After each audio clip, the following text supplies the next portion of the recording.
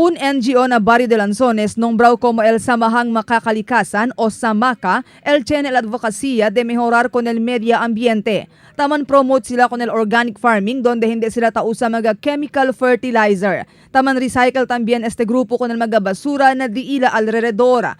Del Disyembre 18 este año, ya celebra sila con el diila aka-4 aniversario con tema de kasalanan ang maging mahirap dahil may pera sa basura. Ya prinsipyo el grupo con un poco miyembro lang hasta hinay-hinay este ya queda manada. Presente durante la ocasión el City Director del DILG Mohammad Taha Arakama. I-adverti si Arakama con el mga miyembros del grupo para usain buenamente con el saber kaya tiene sila na diila organisasyon a ver para poder sila sustene con diila grupo y el diila objeto. Mayoría del mga miyembros del SAMACA ta siembra mga produkto agrikultural como diila busca la vida.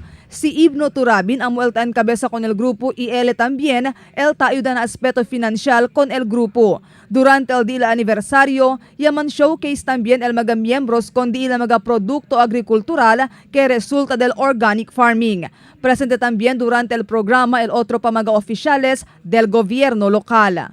Marifita Mayo, Dateline Zamboanga.